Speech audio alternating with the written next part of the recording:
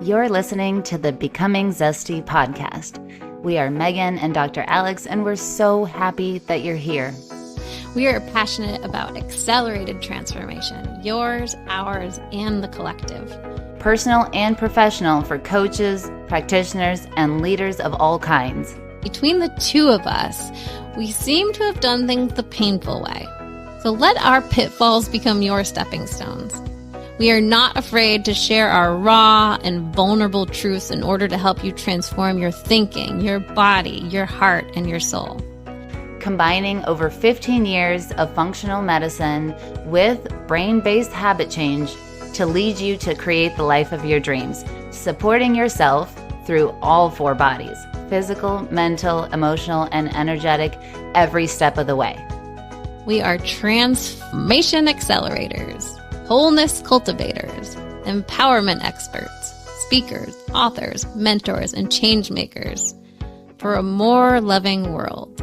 By combining Dr. Alex's MD experiences with Megan's mindset magic, we've helped hundreds of thousands of people transform their lives, and we can help you too. If you're ready to accelerate your transformation and have so much fun doing it, then stick around. We've got you covered. Quick reminder, this information is not meant to diagnose, manage, or treat disease. Always consult with your doctor, not this doctor, before making changes. Now let's get into today's episode. Well, welcome back to the Zesty podcast, where we're becoming zestier and zestier day by day. We're so happy to have you here, and you are in for a super treat today. I mean, super treat. I recorded this interview with the amazing Jennifer Finley, who I will explain to you who she is in a minute. Although I just want to say you want to take time and have plenty of space to listen to this, maybe once, maybe twice, maybe three times. It was so good. And every time I listen to her, I've been to in-person events where she is speaking. She blows my mind. And if you've ever felt like maybe you have a little bit of an intuitive gift, or maybe you want to hone one, or maybe you're like me and you're like, why does everybody around me have them? And I don't necessarily know what mine is. Then this episode is for you.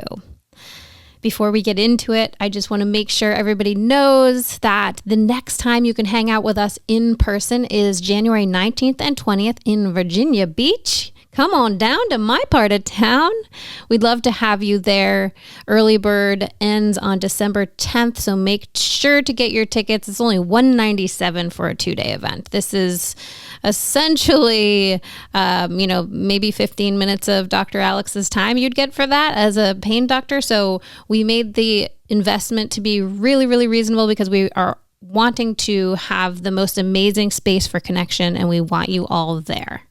All right, so please reach out to us if you have any questions. The link will be in the show notes, becomingzesty.com/Jan, Jan is the quick link to get there. We'd love, love, love to have you. This is for our coaches, our practitioners, our leaders, all of our people who would love to really implement habits from an identity level.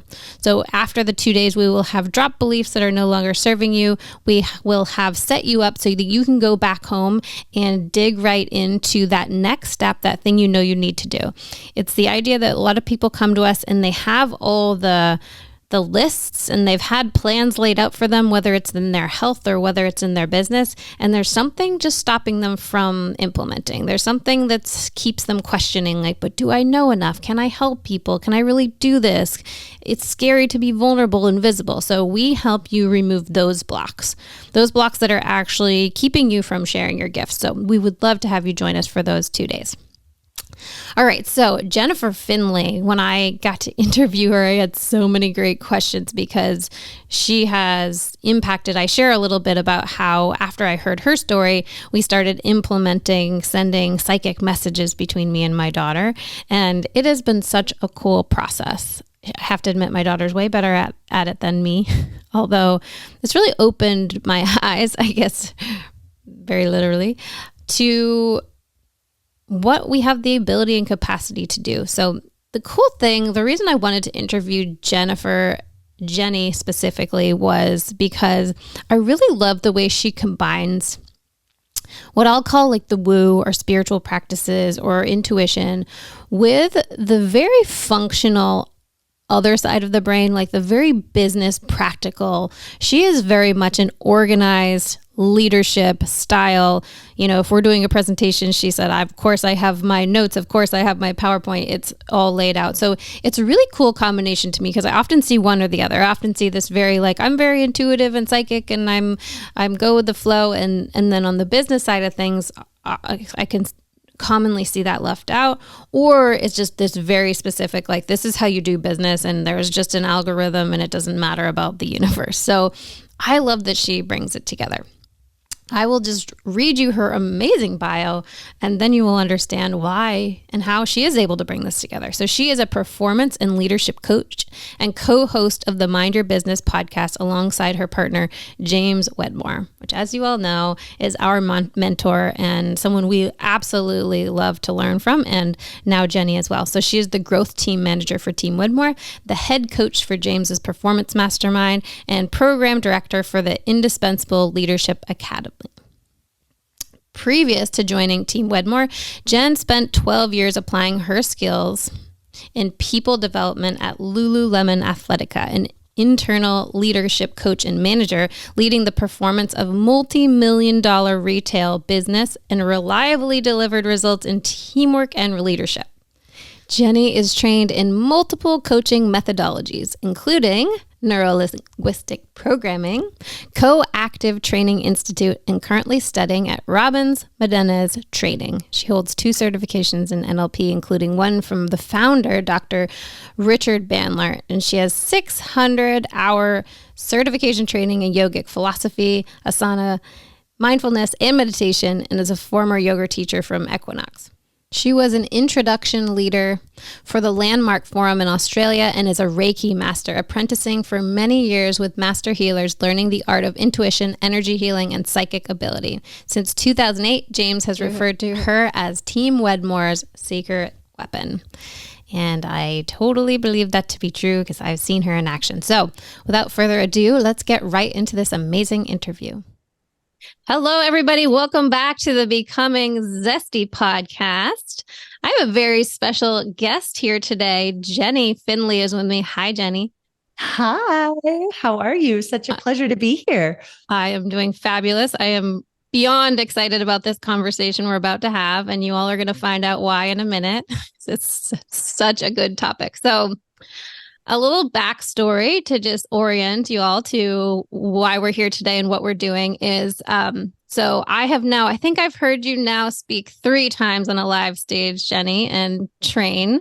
One was at a leadership specific training, and then other was at the next level. So part of the BBD program I'm in is the next level event. So Jenni will be speaking there. And what I love so much about you is that you really bring together 2 different worlds. So I said, can we please talk about, I want to talk about intuition and I want to talk about all things woo, but I also want to talk about leadership and how you bring that together. So that is what we're going to do today. My 2 favorite topics.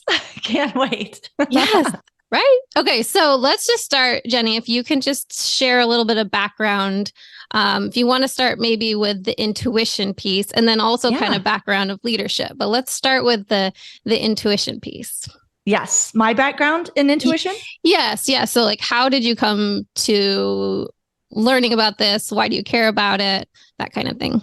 Awesome. Well, I was born an identical twin, and I have experienced in my lifetime that identical twins tend to lean into or explore intuition because they've even studied identical twins for science of this ability to be telepathic with one another or to share emotions or to share even physical sensations. I know a pair of twins that one of them blew his knee out and his brother felt the pain in the same knee at the same moment. So there's these phenomenon that happen with identical twins. So I like to say I came in with the home court advantage for being intuitive. I was also born into a very intuitive family. My mother is clairvoyant, and we come from a line of Native Americans that if you study Native American history, there's actually my great-great-great-grandfather is a fairly well-known Native American known for his psychic ability. And I grew up in a family where it was extremely normal. My mom presented it as our family has a gift. We can communicate within the family with messages, with mind messages. So I can send you a thought and then you'll receive it.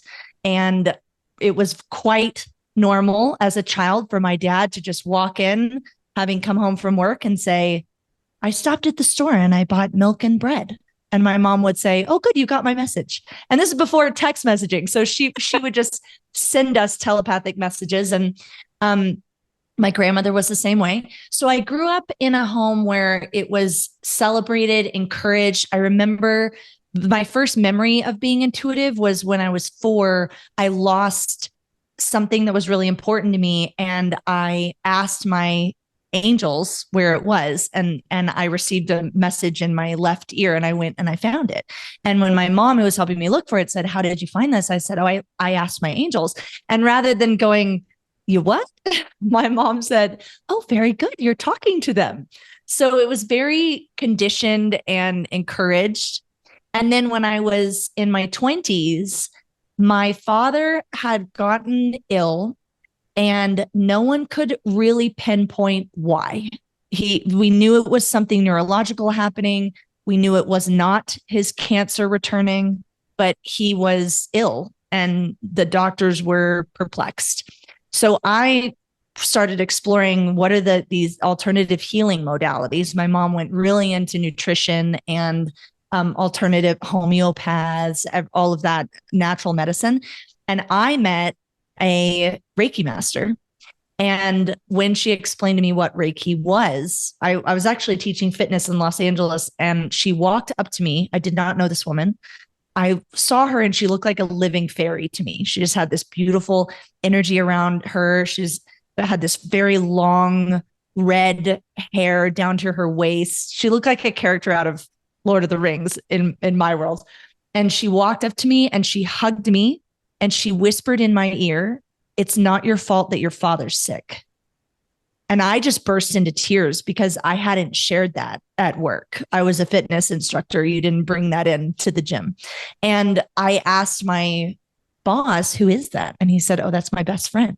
And she's a Reiki master and she teaches Reiki. So I took my first Reiki course from her and immediately started sensing auric fields, seeing spirit animals, amplifying my gifts, which to me was always just within the family. And I realized, oh, you can actually learn this. Like you can learn it like a skill, the same way that you learn the skill of teaching yoga. And there are practices and disciplines that you can apply and amplify your own intuitive capacity. So I just went to her and said, can I please be your apprentice? And in exchange for giving her a Reiki healing every week, I would go to her house every Monday and I would give her a healing to the best of my ability. And then I would just ask her questions. And that went on for about 4 years. And then when I moved back to Texas, I just started calling in my other teachers. So after I left my apprenticeship, I met very serendipitously I saw a flyer for a spoon bending workshop, which now I teach we did it at Next Level, but it was the apprentice of Don Miguel Ruiz, whose name is Heather Ash. And she's a beautiful practitioner. And I saw her bending the prongs of a fork with one finger in the middle of a room of all these people. And I was like, wow, I want to learn how to do that.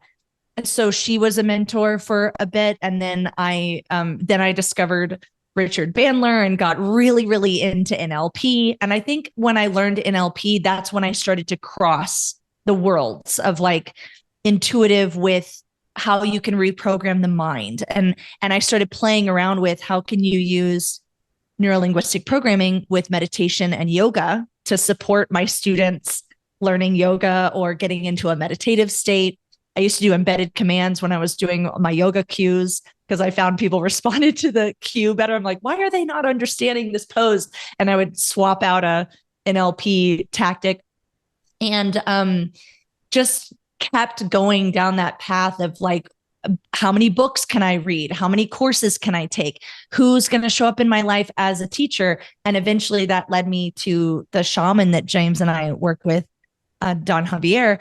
And truly, for the last 20 years, it's been my polite obsession to study intuition. And not only that, but the transference of energy and to my brain likes to make patterns and make things scientific because I think that allows it to be replicated. So I have created these like structures for my own self where I would try to learn, how can I keep this consistent so that it's not just like oh, you were born with it gift. And I found that there are things that you can teach to others to amplify their intuition. And that's now kind of a little spin-off offering that James and I do inside of his programs and his sister's programs. As I come into Jill's retreat to teach how to amplify your own intuitive abilities. And yoga was a huge path for me. I've got 600 hours in yoga meditation training, and all of it just kind of came together. So I have a patchwork quilt of spiritual practices and courses that I've taken that have allowed me to apply it in all different ways. That was my long-winded answer. Oh, I love this. So many different places I want to go with that. So one, I just want to note, because I had listened to your story before on the Mind Your Business podcast about how in your family it was just normal, right? I think did you say at 7 it was like, oh, now you have these gifts? Did I? Yeah, well, it was, I mean, my mom was always encouraged. I think it was around 11, the moment that I remember them looking at each other and having that my grandmother and my mother and my aunt having a moment of the twins have the gift, was my great grandmother Mimi had passed. And I felt very connected to her because when I was a child, my family used to joke that I came from a different place and I was just like Mimi, because my whole family is my mom says steel magnolia, like they're very strong women and they have strong opinions and they assert themselves and they speak their mind. And I was not that child. I was the agreeable one, the one that would always like go with the flow, the one that was always concerned with everyone's feelings and animals and kindness. And my great grandmother Mimi was like the standout, and they're like, she's exactly like Mimi. And that's the side of the family that has the Native American bloodline. And so when she passed, I always felt really connected to her. And I saw her in a dream. I was 11. So the way that I said it to my mom was, don't worry, Mimi's in heaven and she's having blueberry pancakes with granddad, which was my mother's dad that we had never met. And because he passed before we were born, I had no way of knowing that his favorite breakfast was blueberry pancakes. But Jillian and I both had that dream where we knew what he was having for breakfast in heaven. And that's when they were like, okay, so we have a gift and you can exchange messages. And Jillian and I were always playing with that with each other as twins. Well, I remember we tried to come up with our own language at one point, and then we were like, well, how about mind messages? And we were always doing experiments on each other. Like she's going, I'm thinking of something, tell me what it is. And I would freak her out because I would tell her I think one time it was like a pink tiger on top of a blue ball in a green room with a yellow couch. And I said it and she was like, game over, game over. Too specific. Yes. It's real. Oh, that is so cool. So when I heard you share that, I started sending messages with my 7-year-old because I travel a lot, right? So I'm going to these week-long trainings. We're hosting trainings and I'm gone. So I was like, oh, I love this because I know she came in with gifts. Like I can definitely feel that. And the funny thing is that it's great where I can think of something and she can get it. But when she sends me the messages, there's a little breakdown on my end. So she's a pure container. Yeah. That was something that I learned early on, is you can think of your own psychic capacity like a window or a piece of glass. And if that window is going to allow you to see through it, that's just the nature of it. It's clear. You can see through it. However, if it's very rainy, lots of emotion, or if it's really dirty, like there's all this, grum gets on it, which can be our own logical mind or our filter, then it's harder to see through that window. And a lot of the work that you do when you're on a spiritual path or when you're learning a skill like Reiki or meditation is you're cleaning the glass. And there's a quote that I love. I believe it's Benjamin Franklin. He says, "You better keep yourself clean and bright because you are the window through which you see the world." And I think that really applies to intuition, because it's not so much about a conversation of who of us is gifted, who of us has the capacity to be intuitive. It's more, some of us have a natural telescope into that world, and then other of us have to do a little bit more work to clean up our window. Yeah. Okay. Let's talk about that, because I know for me, and I have a very gifted business partner who's right. Yes. She's got all the clairs and all the things. So I'm often asking, and I'm often wondering, so what would be your suggestion for if the belief is that we are all intuitive in some way, in different ways, like what is something we could start to work on to really just help that process or turn up the volume? Well, it's interesting that you chose turn up the volume, because if you think about your intuition as if it's a television that's been left on in the background of a very noisy room, you won't hear that until the room gets quiet. And then you'll notice, is the TV on? So I think a lot of people have chatter in all different ways going on in their mind or their body or their environment that inhibits their ability to tune into intuition. For myself, intuition has always communicated as a whisper or a very subtle thing. And so cultivating a practice of having diffuse awareness, which I have a kooky theory that women, the phrase women's intuition is rooted in actually the way that women's brains work. Women's brains are more orientated towards diffuse awareness. And we've had to have that skill since the beginning of time. Like when hunter-gatherer time, women were the ones to say, that berry looks just like this berry, but this one is poisonous and that one is not. And that's that diffuse awareness of being able to pay attention to the tribe and the children and what's going on in the environment, versus men have that spear-pointed single focus. Diffuse awareness is not going to help you if you're hunting a deer, it's going to distract. So I think that women sometimes tend to be naturally more intuitive, I think, because they're naturally more tuned into what are the subtle things that are happening in the background versus what's happening in the foreground. So one of the things that I encourage people to do if they are wanting to hone their intuition is to immediately start to hunt for, where in my life, my environment, or myself is there unnecessary noise? And how do I calm that down? For myself, I'm very sensitive to food. So one of the things that I would practice when I was there was a time when I gave intuitive readings. I don't anymore, but when I want to be intuitive for myself, I clean my diet up to like just juice, where I'm like, there is nothing that's going to distract me from trying to be present and intuitive in this moment, because I'm not going to notice, oh, I have a stomach ache, or wow, my joints feel really swollen right now and I have a headache. That can be very distracting. So there's an element that where you play with the 3D to support this other dimension. Cleaning up clutter around you. I think that objects contain an energy that they actually that expression, cleanliness is next to godliness. There's something to that phrase. If you think of it as like, if you're in a room that's very cluttered, all of that contains an energy and that has a noise to it.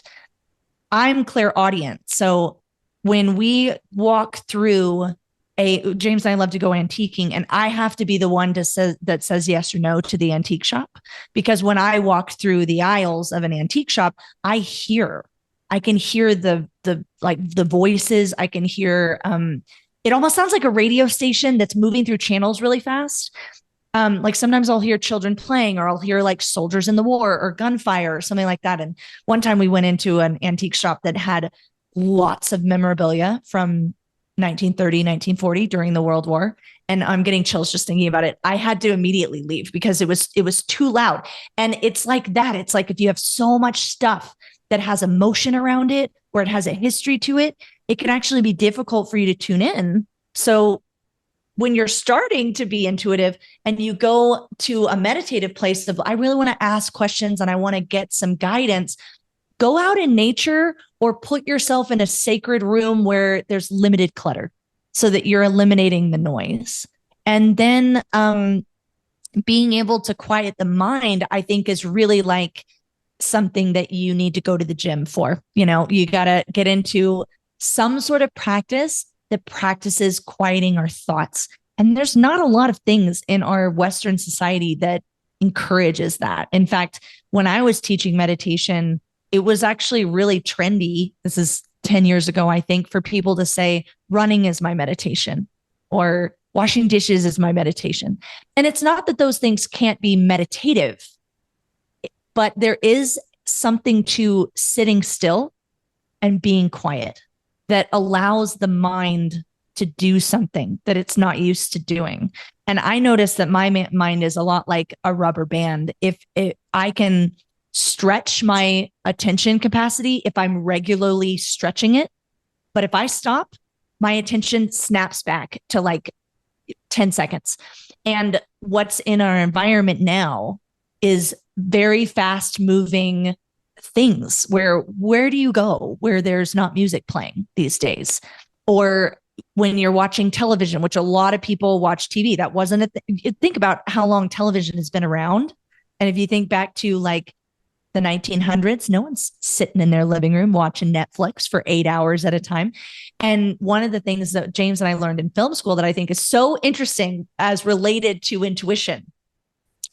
In 1970, the average cut on a film was about a minute, like, or longer. You would have these shots that lasted for a few minutes. Now, when you watch how film is edited, it's a cut every 5 seconds. And if you go to TikTok or you take a course, they will tell you, make sure you have something new for the viewer every 2 to 4 seconds. So it's bum, bum, bum, bum, bum, bum, bum, bum. This is rapid fire on our brain. And we're training our brain. I need something new every 5 seconds. I need something new. And so then when you go to meditate, what happens is people go, thought, I heard a voice, but there's something else over here. And they have no capacity to hone in and focus. So I really think that's a skill that everyone should begin cultivating, is some sort of practice in stillness, some sort of practice in silence. And if you can do both together, that's going to be the best medicine for your intuition. For myself, I discovered that stillness made the biggest difference for me, because I went to a silent retreat and everyone was joking with me, like, you're really going to struggle with this, Jen. You talk. You can tell right now. You ask me one question, I'm off to the races for 10 minutes and I got 15 different thoughts that are all weaving together in a spider web and connecting. And I thought, yeah, that might be challenging to be silent. I was not prepared for, you must also sit still for 12 hours a day. And in that stillness, I found that is where my body was producing movement all the time so that I didn't have to be with what was going on in the mind. And that's where I say, like, if you're a runner and you want to use running as your meditation, have running be meditative, but consider that if you leaned towards that as your escape or your workout, you probably need a practice of stillness the most, because you've got to learn to quiet yourself. And I think that that's something that people don't practice enough. So if I was going to like blanket statement, if you want to become more intuitive, I would say create a practice where you are meant to hold still and be with yourself. And I think yoga is the best vehicle for that. Yoga, when it's taught, not Western yoga, because we've now taken yoga and gone, it's sweaty yoga, it's hot yoga, it's vinyasa flow yoga, it's move. When you learn yoga asana like Ashtanga or Hatha or Kundalini, or even like a studio that offers a slow flow yin yoga, there's an element to it where you have to hold still enough in that pose to the point where it is uncomfortable and not move. And that's the gift, because you have to be with what's going off in your mind and your body of, this is painful, I want to move, I don't want to stay here. And I think that's the perfect way to condition intuition. So that's a big piece that I focus on when I'm training people. And then the other element is to be able to identify how intuition is delivered to us in the first place, which is the 5 clairs, which you mentioned. Yes. Let's talk about that, because so you said you hear it, right? Mm-hmm. And it's on a certain side. And I had never really thought about the correlation. So in the NLP world, like I'm primarily like kinesthetic is my modality of choice. And so how does that relate? So if auditory is the way if you're really visual, like does that relate to the clairs in a way of like looking for, if you're starting to just tune into this, like could that be helpful to already be aware of how you are in other areas? I think it does. I can only speak for like myself and what I've seen in clients. Mm-hmm. For me, I'm very, very audial. That's my primary learning modality. When I first started doing speaking engagements or as a guest speaker, I would every time show up with absolutely no visual references. I would have like a whiteboard behind me and sometimes I'd write things down. But I remember getting the repetitive coaching of Jen, please make a handout, make a slide deck. And I was like, slide deck? Why do people need any slides? You just listen. And I didn't, until I learned the NLP learning modalities, I had no respect for, people can't actually follow what I'm saying unless they see an image. So I think that that's a really nice place to start, is to be curious about like, well, how do I normally take in information and how do I receive, how do I like to learn? That might be your psychic gift. So for me, auditory was the first one that I accessed, but I was really curious and fascinated with clairvoyant. And the woman that I trained with, she is so clairvoyant that she can see your auric field in 3D, or she can see dead people. This is like the kid in the Sixth Sense. And I thought like, well, I don't know if I'm going to get to that level, but I would like to be able to perceive. And the way that I receive intuition is like a movie playing in my mind. Like, just like if I said, think of a bright green apple and imagine that apple is sitting on the corner of your desk, and look at it, but see it not in the 3D, but with your mind's eye. That's how I receive psychic pictures. It's just like that, where you're like, oh yes, I can imagine that it's right there. And so clairvoyant is they're all on a spectrum, right? So clairvoyant would be like you either literally see things that are in a different dimension, but to you they appear real, like color bars in someone's aura or someone who's passed away and you can see them. But then a varying degree, if we walk that back to like the tiniest version of clairvoyant, that might be that you often see, my mom sees feathers on her path all the time. Like she'll find a feather, a bird feather, and white feathers specifically. You might see the same word over and over on a sign. Or you could have just a memory play across your mind. Or like me, I see things in my mind like it's a movie. Like one of the most profound psychic experiences I had early on with the Wedmore family was James's father is, I didn't know it at the time, but he is a war veteran. Love you, Bill. He's passed. But I was doing a Reiki healing on him, and it was like I was watching a film. This movie played across my mind of these 2 young men in fatigues running through the jungle and hearing bullets whizzing by them, and then seeing one get shot in the knee, like right between the knee bone and kind of in the shin. And I was too freaked out to tell Bill that I had seen that, because he's very, military man. And I didn't want to be like, who is this weird friend? Who's this weird girl that James is dating? So I told James, and James was like, Dad, get in here. Tell him what you saw. And I told him, and he goes, that was me, baby. And he, the way I experienced it was I saw it and then I felt emotion.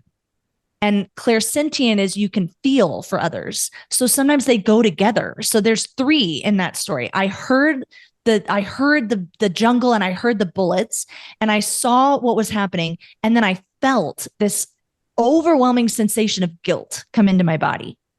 And so that's clairaudient, clairvoyant, clairsentient.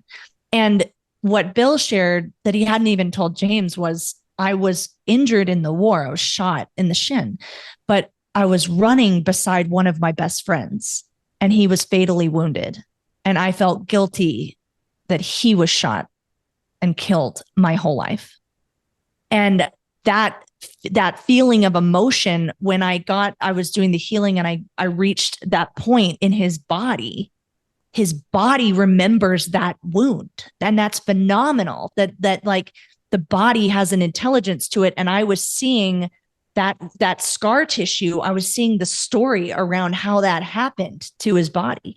And so those I would say are the three most common: clairsentient, clairvoyant, clairaudient.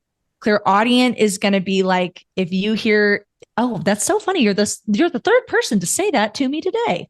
Or you hear the same song on the radio. Or I had a friend that before he arrives at a location, a very specific type of music would come on the loudspeaker and we'd be like, oh, he's here. It's so funny. It was like that energy kind of followed him around. And like, it was almost like he had a walkout song wherever we went. We'd be like, oh, so-and-so must be here. And then clairsentient people that don't know they're clairsentient, I find to be people who struggle with a lot of anxiety and a lot of social anxiety. And they can't pinpoint why they're so uncomfortable in large groups or with strangers. But a lot of times it's because they have this uncontrollable ability to absorb their environment and they don't know how to put the lid on the jar, which is something else that you can actually learn and practice, is like pulling in your own auric field, creating spiritual boundaries, saying, I've had to learn how to. At first, when I was studying intuition, I was like, I just want to be clairaudient all the time. And then, no, you don't, because you're walking around the street hearing other people's thoughts. And you're like, I would really like to not do that today. So you need to learn how to say off to your own self. But clairsentient looks like if you get like goosebumps whenever someone tells me something that's true. James will use that as like a test of like, wait, say it to Jen. She's going to get goosebumps if it's true. And I feel it in my body. You could feel emotions for others. Often people who are clairsentient are also very empathetic. They're the type of people that when they're watching a movie, they find themselves like it's real, like they're in it, and they could be crying easily, or they can truly access like beyond sympathy. It's almost like when you're watching someone go through something, you can feel it for them. Like you can feel excitement for them, or you feel pain for them. And like my grandmother was so clairsentient that if anyone had a wound, she would go, oh, she'd turn around because she would start to like feel it in her own body, you know, and it's always this really dramatic reaction from her. And it was like, that's because she starts to feel tingly all over if someone's in physical pain. The other two, which are a little bit more obscure, claircognizant, which James has and my mom has, that one has to have a high level of trust, because you're going to have no cool place to point to that you know what you know. It's just, I don't know how I know. And that you often arrives as just, I just had a thought, or I just got a feeling, or I just had this, something came to me. I do find that sometimes people who have never practiced on honing their intuition start with, I think I'm claircognizant, and then they actually find that they're clairvoyant or clairaudient. Just like in NLP, when you're teaching people to learn how their brain receives information, you can teach people, okay, so you just had a random thought. Are you sure? Can you check and just see, did you get a picture with that? Did you hear it? Did you feel anything in your body? And I find that often, like more often than not, claircognizant comes with one of the others, and they're just not noticing, oh, that's so funny, I didn't even notice.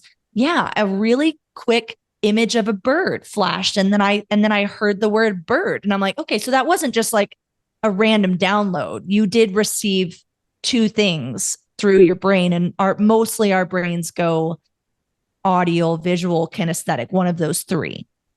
And then there's clair olfactory, I think is what we're calling it, the sense of smell. I have that one, but not all the time. I can smell my grandmother's perfume when she's around me to give guidance. It's a discontinued Estee Lauder perfume that they made in the 70s, I think. And my mother and I can smell her perfume sometimes. I smell night blooming jasmine when I'm in the right place. Like that's just been a constant of like, and actually someone recently told me a story about jasmine and now I'm forgetting, but I think that has a connection in a past life maybe for me, because there's something about the smell of jasmine at night where I'm like, oh, I'm on the right path. So that's the ability to smell in another dimension. And you can check this out because you'll go like, does anyone else smell roses? And people are like, no. And then someone told me that that they have a taste, psychics, that they get a particular taste in their mouth sometimes. Wow. Like, so, it can occur in any of the five senses. But I think to pay attention to what's your sense as you as a human being just walking through the world. Do you have an elevated sense? And then see if you can ask if you can receive through that sense from another dimension. Oh, so this is so interesting. I've never heard this part about the claircognizant, because I have always been like, well, if there's any of them, maybe I have a little of that. Because I will be, I was out on a walk the other day and all of a sudden I just had this thought of, I wonder if this certain person's payment plan is working. Like the link, for some reason, one random client out of all of them. I have a feeling it's not working. I messaged my assistant and she's like, oh, you're right. It hasn't been working for 3 months. Like, and I don't know, now that you say that, I don't know if a visual popped through, or I'm not quite sure what came before that. But it just felt like a thought. And I think that's just like you can start practicing, like when I first started really wanting to be more intuitive, I would I do two things. One would be to sit and meditate, and in total, like a place in the room where I know that it's quiet, or outside. I really think nature super helps. There's a lot of pure energy out in nature. So I would connect to an element and get in water. Water for me that's my element, and it amplifies my ability. So especially salt water. So a salt bath, or I would go stand in the ocean and ask questions and just receive. But when you think that you're perceiving something, to kind of hunt in the mind, like where's that coming from? Is it a voice? Am I getting any kind of image with that? I've done a meditative exercise with James where he said, I think I'm sensing something right now. And I'm like, okay, now what are you seeing? And he's like, I just see black. And I'm like, okay, go into that. Imagine that you can walk into that black space. Like you can walk into a dark room and there's like a television left on in the back corner. You're going to start walking towards something that's brighter, that's an image, and then just tell it to become more clear in your mind. And this is like that's an NLP technique for clarity, as you ask the client, when people say like, oh, I'm just not sure, a lot of times they have a visual image that's very hazy. And Dr. Bandler would say like, okay, well, imagine that you're just looking at that circumstance.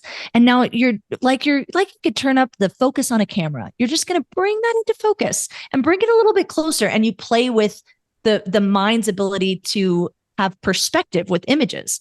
So you can do that with your intuition and say like, I see this something fuzzy in the background. I'm going to tell my mind, make that more clear for me. And then James went, oh, it's a tiger, and I'm like, oh, good. Okay. So let's just say that tiger has something to show you. That's a spirit animal. I want you to ask it, do you have something to show me? And I'm just going to make up like a scenario, like I was guiding someone through a meditation. So if they go like, yes, it says, follow me. Okay. Now I want you to imagine that tiger starts to move and you're going to walk behind it. Like it's leading you somewhere. Can you see that in your mind? Yes. Okay. Follow the tiger. So then you're like prompting one bit at a time into kind of this psychic journey vision. I've seen a success doing it that way, like where I'm facilitating something for a client. So that's a great exercise that you can do with yourself of like, I'm going to ask, can you make that a little bit louder? Or could you make that picture a little bit brighter for me? And I'll always, probably goes without saying, but be clear what you're communicating with. Like if you're going to go and sit and go into another dimension, say like, I only want to talk to the light, or I only want to speak with my angels, or if there's a particular guy that you love, you can send that intention out there. I think some people make the mistake of they just want to see anything and then they open a dark door, which we don't want to do. So be clear with you're speaking with the benevolent ones, the light, the angelic beings. And then the other piece to that, I would do these little intuitive tests for myself where I would get in my car and I just say, okay, tell me where to go. And I would allow myself to just be navigated by my intuitive ability. I still do this, but and it's so funny. It's like the results are so much fun. The other day I was looking for a present. It was James's birthday, and I had this sense like I just got this intuitive hit, like, okay, there's one more gift for him. And I'm driving past these stores in Sedona, and they go in here. So I pull over. And I walk in and I found something, but it was absurdly overpriced. And I'm like, I'm not, with Sedona prices, sometimes you're like opting out. I will make him this at home. And then I got in my car and they were like, okay, well, not that one, then this one. And I'm like, okay, which store? This store? And I'm listening and I'm hearing like here. And then I went in and I'm like hearing below. So I get down on my knees and I find this dust covered block of Mexican onyx. That's that to me, I'm looking at it like, oh, I think this could be a podium for like a crystal. So I take it up to the front and I was like, I just found this and it's not labeled and it doesn't have any price on it. And she goes, oh, that is so old. I'll give it to you 50% off. How's $60? And I took it home and then I gave it to him and we looked it up on Etsy of like, and then we were out shopping and we're in Sedona stores where they've taken these blocks of onyx and turned them into lamps. They sell these things for like $400 to $600, and I got it for $60. So that always happens if I just let my intuition guide me and I think that's a really cool experiment to do with, if you've never used your intuition before, have some free time and then set your timer and be like, for the next 2 hours, I'm just going to allow myself to be guided. When I lived in Australia, I enrolled all my friends in doing this, and we would have like a whole day that we were like, this is the day that we're just guided by intuition, and all of us would contribute. And like the wildest, coolest stuff happened. I remember one time we just ended up in a different town at a waterfall going cliff jumping.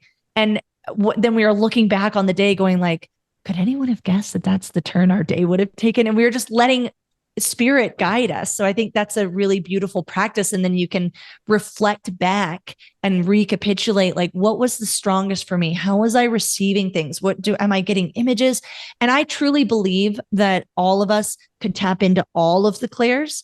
And if there's one that you're really interested in, then ask, can I please receive the gift of clairvoyance? And probably what's going to happen is you're going to start seeing it on a 3D level first, like numbers on a clock, or seeing the same image or the same words repeated in 3D. And then you're going to start to go more into this other realm. Like maybe you have really powerful dreams or you have really clear images coming to you in dream. And then you start to see little flashes of things. And as long as you keep saying, yes, thank you, more please. Yes, thank you, more please. And not, oh my gosh, what was that? That was so weird. I'm freaking out. Then you're in a dance and a dialogue with the universe. And just like if you were talking to a human being and we started talking, you were like, Jenny, enough, too much, too weird. I would go, oh, okay. I'm not going to say anything then. And I think that people do that with intuition. They think it's weird, or they don't ask, or they don't open a dialogue, or a dialogue gets open and they freak out and they don't play with it again for months and months. And then they expect it to just be available when they want it. And it's like, well, it's not. It's like any relationship. It's not really like that. If you want it on call, you got to call it every day. Well, so you said dreams, and that's clairvoyant. Is that what you? Oh, interesting. So I'm curious if anybody else has experienced that. I have super vivid dreams, and they're not usually very fun. The experience.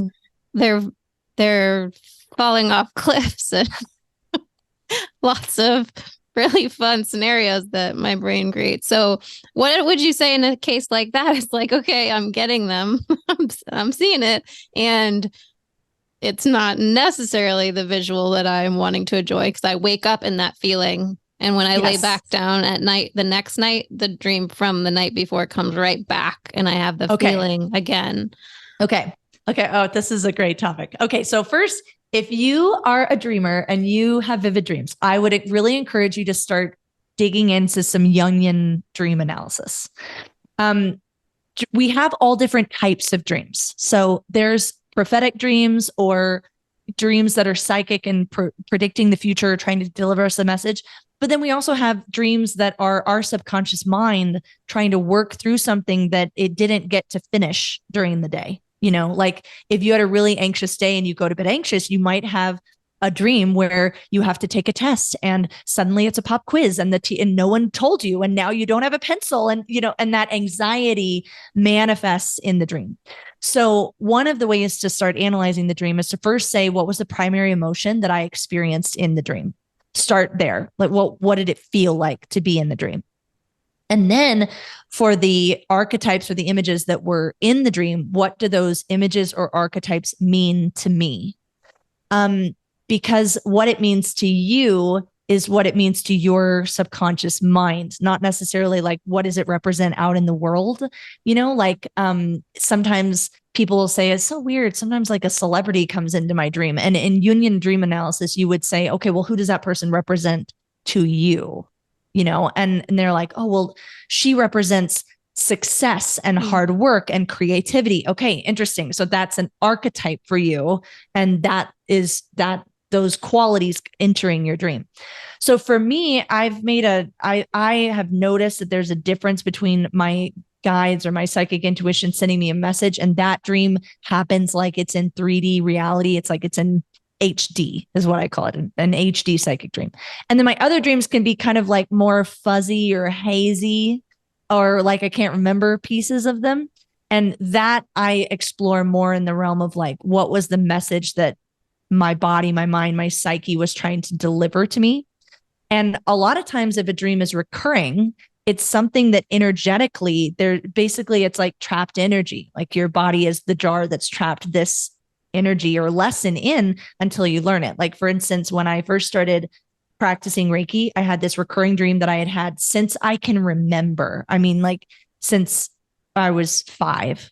And the dream was I'm in my childhood home and something is coming in to threaten it. Sometimes it's burglars, sometimes it's men with guns, sometimes it's a fire.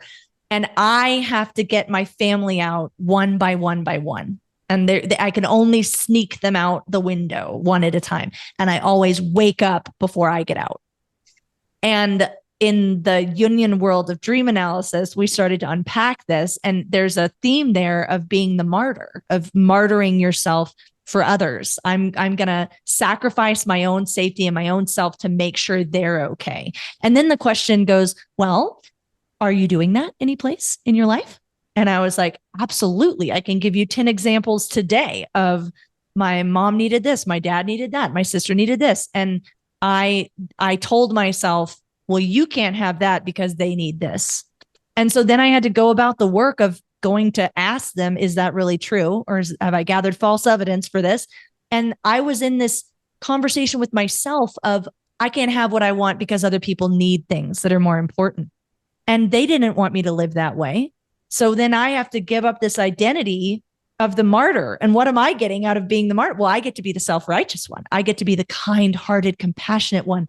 I get to be the one that's, the most Christ-like, that would do anything for anyone. And how much ego is involved in that, disguised as this altruistic personality, And so that was something to confront in myself. And then I had to go about flexing the muscle of, can I say no? And we had a joke that no was the new yes for a little while, because my sister would innocently call and say, are you available to drive me to the airport? And I have a really important opportunity that I would like to pursue. And rather than saying, no, I can't, I need to take this opportunity, I would silently suffer. And yes, of course I can. And then in my mind say, I couldn't do that because Jillian needed something. She doesn't want me to live that way. But there was a lot to unpack there for me, releasing who I thought my family was, who I thought I was. And that dream was showing up to say, hey, Jen, we can't get to what you're up to in the world until you let go of this martyr complex. So I'm going to keep giving this to you in dream time because you're not noticing it when you're awake. And I think that our dreams can do that. I was in that pattern of I'll just sacrifice anything for my family. And what's wild to think about now is that version of me, that 21-year-old version of me that had never explored why I kept having that dream, that version of me would never have moved away from my family to be in Sedona and live with James now and have our own brand. Like I wouldn't have been able to do that. There would have been crippling guilt of I can't leave my family. They need me, and now we're all thriving. And of course, my mom would rather that we both live in Texas. She adores James like he's her own child, and she would like to have breakfast with us every morning. And his mother feels the same, but they're also both complete with this is what our kids need to do in order to have to give their gift into the world, And so I think that dreams sometimes are presenting you with an opportunity to show up in a way for yourself or complete something for yourself that's going to allow you a pathway to do something in your 3D life.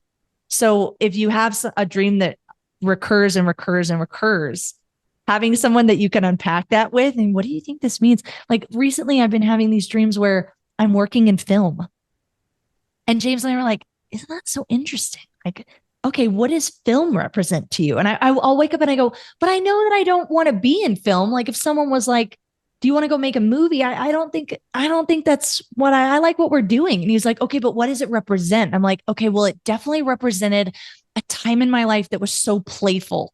Like when I was an actor and you get cast in a Shakespearean play, the first time you go onto the stage and it's just pure play. And I had so many moments where I thought, I cannot believe I get to do this. I can't believe you get paid to do this. We're just playing with all day on like, and creative and imaginative and limitless. And James is like, okay, so how can we take, maybe that's your mind telling you need more of that. So how can we take this sense of like playfulness, limitlessness, creative imagination and put that into the business right now? Where could we apply that? Are you not feeling enough of that in your role?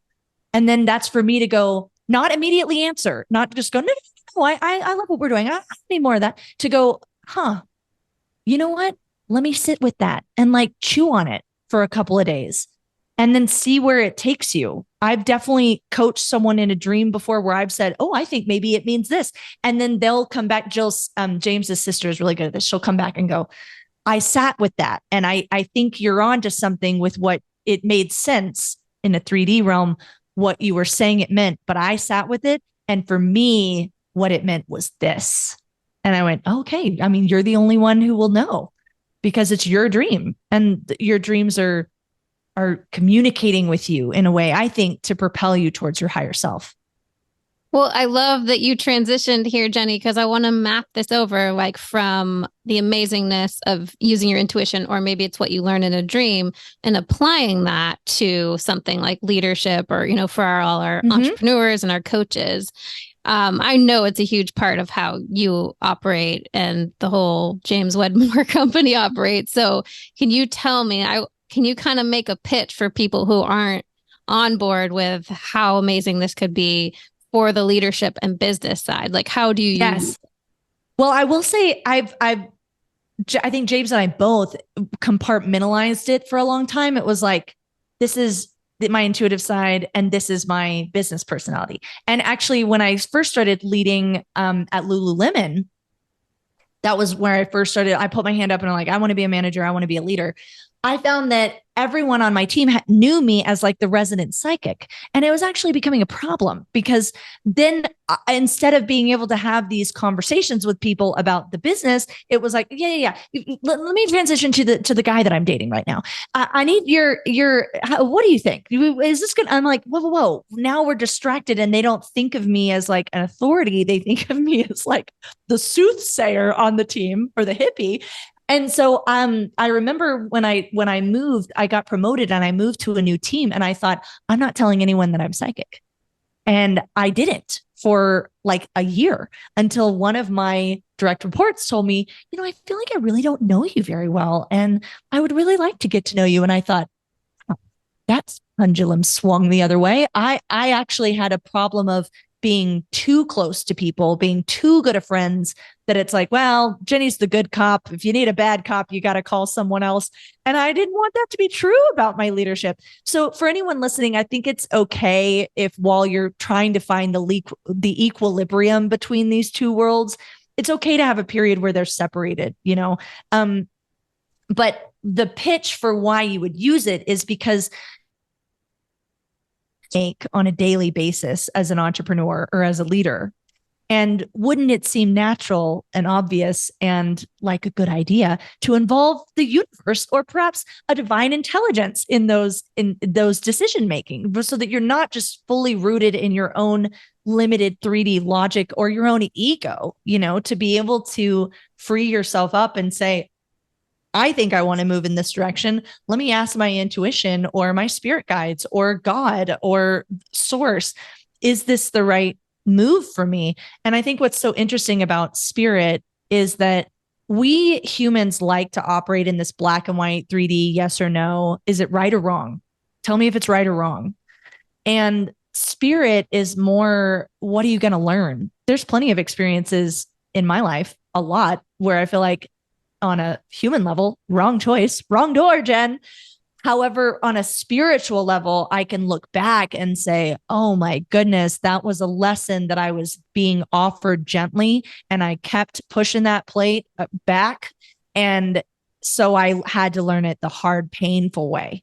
And now, because I learned it, finally, I have amazing things in my life that wouldn't have come in if I wouldn't have learned it that way. So the cool thing about asking intuition, I think sometimes why people don't ask intuition in business is because they want their answer to be the right answer. And there's some arrogance in that, but you're like, no, I really want to do a podcast. So I'm not even going to ask if that's a good idea. You don't have to ask a yes, no question. You can say, what's the best way for me to do this? What's the easiest path, or what's the most beneficial path, or what am I going to learn if I do this? If you ask, what am I going to learn if I decide to work with this person, and what comes back to you is a sensation of your body of betrayal, that might be information that you would like to have. And it doesn't mean that you still don't have free will. You can still choose to do it, but you might put things in place of like, you know what? I got this sense that this person might not always be trustworthy. So I'm going to get everything in writing. We're going to have binding contracts. I'm going to have my lawyers look this over. And then when we come to an agreement, everyone's going to sign. And I'm not going to enter it into it. We're friends. They would never do that to me. And that way you can leverage your intuition to also protect yourself on the journey, because humans are humans. And so James and I really use our intuition with our logic. We never go like full woo-woo. I'm just going to go and meditate for 10 hours and then come back with the quarterly plan. It's like, let me sit down and map out my logical blueprint of what seems from my 3D, from my understanding, from my intelligence, from my instincts, where the direction we think we should go in. And then separate from that, we go, okay, that's the plan. Now let's just tune, is what we call it. Like we're tuning to a radio station. Is there anything else? And sometimes the intuitive answer isn't very logical. Like I remember he was guest speaking at an event for Lori Harder recently.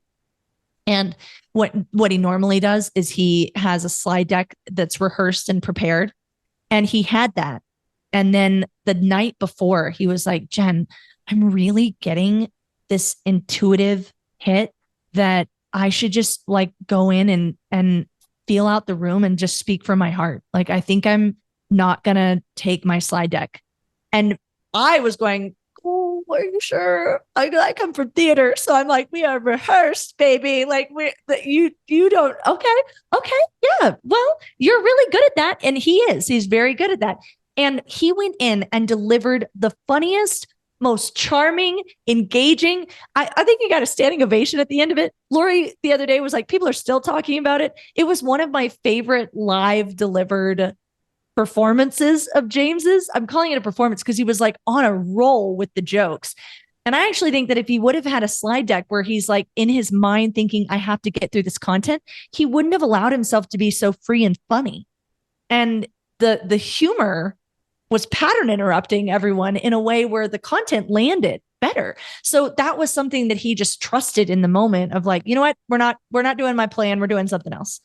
And I think that entrepreneurs sometimes are afraid of that, but oftentimes it can lead to the best outcome. And you just start experimenting with it, experiment with small decisions. If you're going to use your intuition, like what's a decision that it really doesn't matter if you pick wrong, use it in that area first. You don't have to rely on it for the biggest decision of your entire life if you've never used your intuition before. Sometimes you can get way in your head of like, I'm getting two answers. It's telling me two things. And it's like, well, that's probably because you're overthinking. But I like that you said pick wrong, because that's something Alex and I joke a lot about. It's like, well, sometimes we're really into like finding the signs. And then we're like, well, we could make this sign mean anything, right? Like, yes. Yeah. It's like, so we have to really check in with like, are we creating this scenario to mean what we want it to mean? And then the other flip is that I have things in my life, and I'm sure everyone listening is, if you feel like I felt like I've known, like I'm like, this is happening, and then it didn't. And those things kind of mess with me, because I was like, I don't know. I had a knowing on this other thing and it was clear and it happened. And then I really felt I knew this other thing was going to happen, and it didn't. I mean, I could say yet. It didn't yet. My take on that is that, okay, the universe and the psychic realm and the spirit realm is not in 3D reality. It's not actually matter, right? So it's working on this other dimension. So what are the things that we experience in our own body as another dimension? Feelings and thoughts, emotion. Where can you point to me and show me your emotion right now? You can't. It's in this other dimension, but it's very real, and your thoughts are very real. So if you think of the universe as speaking that language, the language of thoughts, emotions, feelings, vibrations, versus us in our 3D, we're thinking, well, the way you experience anything is through something that comes into the 3D. So any opportunity that presents itself, there's the 3D actuality of that thing manifesting in our world so that we can experience it. And then there's all the emotions, thoughts, feelings, vibrations that match that thing.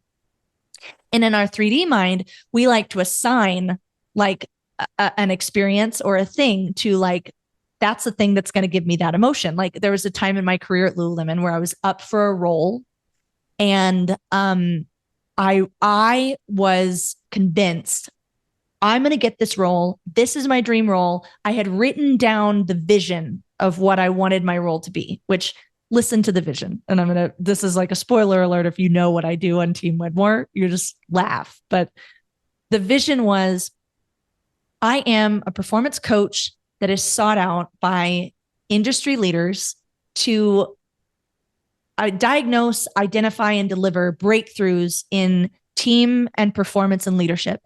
And I get to travel around being paid to do this, to talk about leadership, manifestation, the power of energy, and breakthroughs for teams.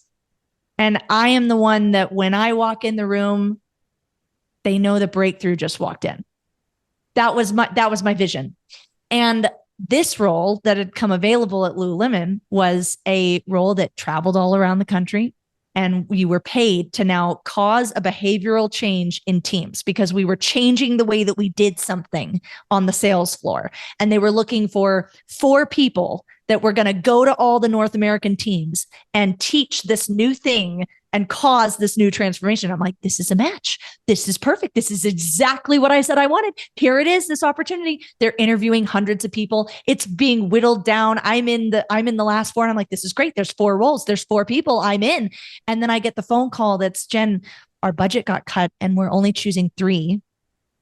And we didn't choose you because you're the only assistant manager. We went with all the people who are store managers. So they went with this like hierarchical. And, at first my 3D self is like, but that's not fair. What about my other credentials? I'm the only one who's certified in neurolinguistic programming. What do you mean? And for me, it was like, but I thought I was going to get that. I did all my little rituals. I wrote it all down in my journal. I meditated. I vibed to it. But in the spirit world, it's like, maybe that thing isn't the perfect match for that. And if you're in that opportunity, like James says, every yes is a no somewhere else. So if I say yes to that, now I might not be available for something better that's coming my way. And James and I laugh now, but how I ended up on Team Wedmore was I was very dead set. Like, look, I paved my way at Lululemon and I'm finally got traction in my career. I have best friends who work here. We all help each other and they're pulling me up the ladder. They sent the elevator back down for me and I'm staying for life. And then my career, where I wanted to go in my career, I kept being told, just wait, we're going to have a role for you. Just wait, we're going to have a role for you. It's just not yet, not yet. And this is like 2020 when the remote roles had become very, very desirable. So all of a sudden there's like a bigger pool of people auditioning for these big coveted roles. And I think I did 12 applications for different roles inside the company where I had like pull or wait or contacts, and not getting them. And people calling me going, just hang in, your time is coming. And James is like, this is heartbreaking to watch. I cannot watch you go through trying to get these roles. Do you want to quit and just come work for me? And I think now that had the universe gone, yes, here's that specific thing. And there are roles inside of Lululemon. That's exactly what I described. And I could have gotten one of those roles. What if the universe went, yeah, you're going to do that. You're going to do that for this company. But instead, those doors were shut. And that opened a door in James's company, which at first did not start where I am now. I came in as I'm going to lead my own program ILA for a year. And that was all I was going to do and coach the mastermind. And then it evolved. And now where we are is like, holy cow, this is the realization of something that I wrote that I wanted for 10 years. And now here it is. And it's better than I could have imagined. And it came in a way that I couldn't have even thought of. It was totally off my radar screen. So that's why I say when you set goals, you should really start from like, who do I want to be? How do I want to feel? What do I want to experience? Because that is the dialogue that the universe is in. We're in the 3D going, and what it is a car. And what it is that house. And what it is that partner, that person, this opportunity. That's just the 3D manifestation. So when you think you're going to get something in 3D and then you don't, go with, there must be something better. And James and I say that to each other. We'll say it's this or something better. And then when it doesn't work out, there's that natural human disappointed. And then we'll look at each other and be like, must be something better coming. Can't wait.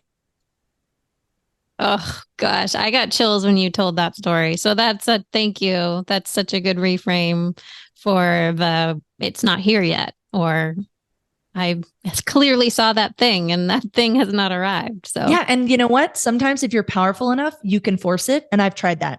I remember one time when I was an actress, it was like, I am manifesting this mother effing role and it will be mine. You cannot tell me no, universe. And then I got it. And that was the one time that I felt like there was so much efforting. There was so much, ironically, it was for the Crucible and which is all about witchcraft. So when I went into like full white witch, I'm getting this role with every manifestation tool I could think of. And then it ended up being the most challenging thing. I can say it was not a fun, pleasant experience. And I thought at the end of that, I went, you know what? I forced it. I didn't allow the universe to just go, no, Jen, we're swiping left. I was like, I will make it happen. And when I've done that, I've done it a few times.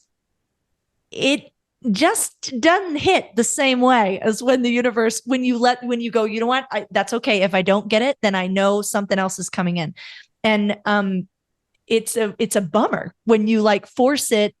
And then later, sometimes you get to see the opportunity that you took the bird in hand, and now there's a better one, but you can't because you're already in this other thing that you forced, you know? Mm-hmm. Oh, beautiful. I mean, I think we could talk all day about this. This is so amazing and helpful. Jenni, I know I'll just say anybody listening who has not yet joined Business by Design, you're going to want to wait for that opening once a year. And then if you all do the Indispensable Leadership Academy, right? Academy. Yeah. In person again. That was amazing. That was so amazing for our team. We got to be there together and huge takeaways on how we were going to operate moving forward. So highly suggest that. But anything you want to share specifically where people should come find you, what you have going on?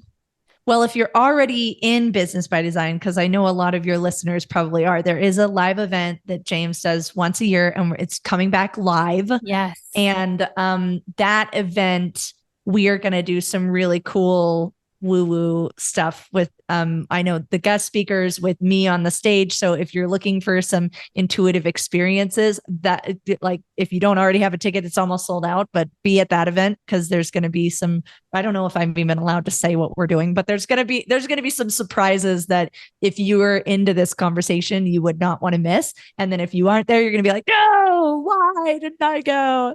But yes, if you're in James's world, then he frequently hands me the mic and puts me up on stage. Bless him. So we get into these conversations a lot in Business by Design, in Next Level, in the Mastermind, in ILA. We're still toying with if we want to do that next year or when we want to do it. But that is ILA would be the that's where James said you can do whatever you want. So I got to do a total melding of the minds of like the 3D business world and leadership concepts with spiritual intuition, self-development, all of it. And he and I both really love that. Oh, so good. So good. Oh, and the Mind Your Business podcast, obviously. Oh, yes. Come hang out on the podcast with us. We talk about this woo-woo stuff all the time. Yes, I went back and listened to a lot of episodes before this. So if you want the intuition specifically, you can search that. That was a really fun one. And I mean, everything on there is amazing. So definitely go check it out. Jenni, thank you so much for being here today with us. This was fabulous. Thank you. My pleasure. Thanks for coming to hang out with us on the podcast. It is our goal to lead others through accelerated transformation that takes all parts of ourselves into account. And we need your help. We need your help to get the word out. At almost 2 million downloads and quickly heading to 3, we know that as this podcast grows, we're going to be able to reach more and more people and help them learn how all 4 bodies, physical, mental, emotional, and energetic, work so they feel empowered to be, do, and have whatever they want in life. If you find this podcast helpful, please take a moment to text 5 friends you think might benefit and leave us a review. It means so much to share this work that has transformed our lives with others. We appreciate your help so much and can't wait to see you next time.